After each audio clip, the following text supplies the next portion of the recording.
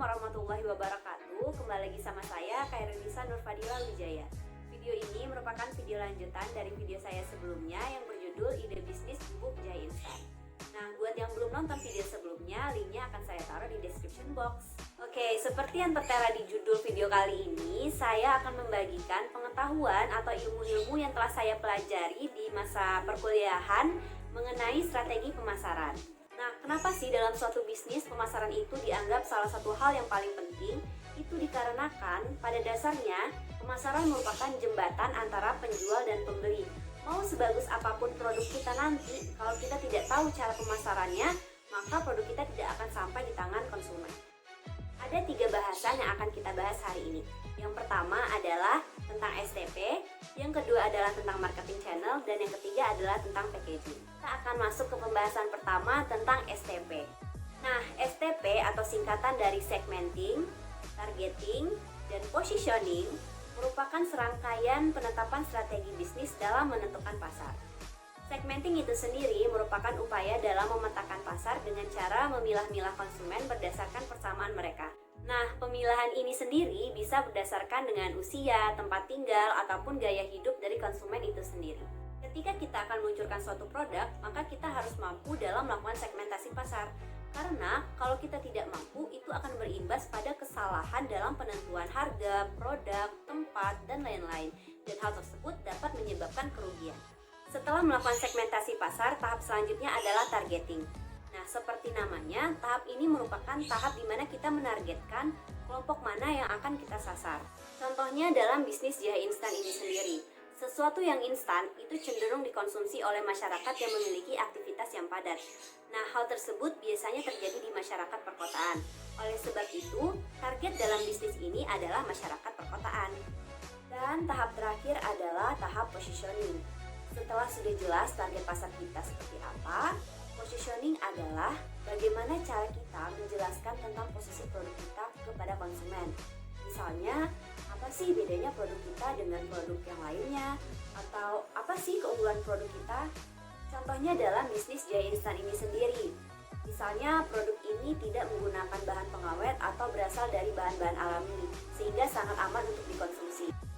Atau produk ini sangat mudah larut dalam air, sehingga tidak membutuhkan waktu yang lama untuk mengonsumsinya. Nah, itu dia penjelasan tentang STP, dan sekarang kita akan lanjut ke pembahasan selanjutnya, yaitu tentang marketing channel atau saluran pemasaran. Di masa pandemi ini, pemasaran melalui online itu sangat cocok untuk digunakan. Nah, salah satu cara pemasaran melalui online itu adalah dengan media sosial. Bagi bisnis kecil, media sosial itu sangat pas untuk digunakan karena tidak membutuhkan biaya yang besar dan juga tidak terlalu rumit seperti digital marketing atau email marketing dan lain-lain. Ditambah lagi, hampir seluruh masyarakat perkotaan itu telah menggunakan sosial media, sehingga sangat pas dengan target konsumen dari bisnis jahe instan ini sendiri. Sebagai catatan, jangan menggunakan seluruh sosial media. Cukup gunakan sosial media yang dirasa pas agar kita dapat fokus dalam menjangkau konsumen. Nah, dalam bisnis ini saya menyarankan untuk menggunakan Facebook atau Instagram. Karena Facebook dan Instagram pada saat ini termasuk sosial media yang paling banyak digunakan. Sehingga untuk jangkauan konsumen kita akan semakin luas. Untuk bisnis kecil, sebagai permulaan kita dapat menggunakan akun pribadi kita dalam memasarkan produk.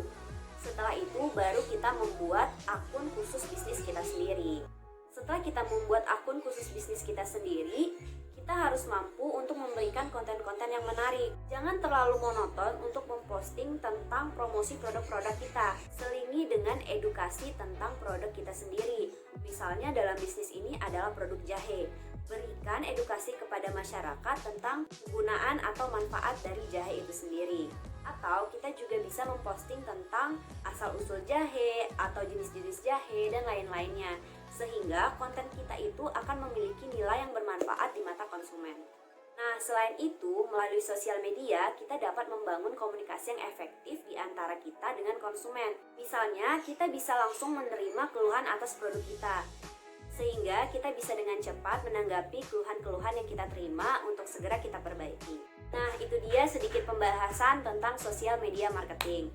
Sekarang kita lanjut ke packaging atau pengemasan. Nah, packaging atau kemasan adalah suatu wadah yang digunakan untuk meningkatkan nilai ataupun fungsi dari sebuah produk. Adapun beberapa fungsi dari kemasan itu sendiri adalah: yang pertama, untuk melindungi kualitas produk itu sendiri. Yang kedua, untuk membuat produk itu menjadi tahan lama. Yang ketiga adalah sebagai sarana komunikasi atau sarana branding kepada konsumen. Karena biasanya di kemasan itu tercantum tentang informasi-informasi tentang sebuah produk. Dan fungsi terakhir dari kemasan adalah memicu minat pembelian. Misalnya, seorang konsumen akan merasa tertarik dengan produk kita apabila kita memiliki kemasan yang rapi dan menarik. Kemasan itu akan membuat produk kita terlihat lebih indah dan terkesan higienis. Karena dikemas dengan rapi dan bersih sehingga akan meningkatkan nilai jual dari produk itu sendiri. Bayangkan jika kita hanya mengemas produk dengan kertas koran ataupun plastik saja. Tentu hal tersebut tidak akan menarik perhatian konsumen karena terkesan tidak rapi, tidak higienis, dan tidak akan menimbulkan kepercayaan konsumen atas produk kita. Dan sebagai contoh, berikut akan saya tampilkan beberapa referensi packaging yang dapat digunakan dalam mengemas produk bubuk Jaya Instan. Nah, ini dia contoh kemasan yang cocok digunakan untuk produk Jaya Instan. Karena produk ini berbentuk bubuk, maka bentuk kemasan yang paling cocok adalah kemasan zipper. Nah, kemasan zipper ini ada yang berbahan plastik, ada juga yang berbahan kertas agar lebih ramah lingkungan. Kalau kemasan ini merupakan kombinasi plastik dan kertas. Dengan adanya zipper, maka kemasan tersebut akan cenderung lebih mudah untuk dibuka maupun ditutup, sehingga dapat diandalkan untuk membungkus produk-produk yang instan.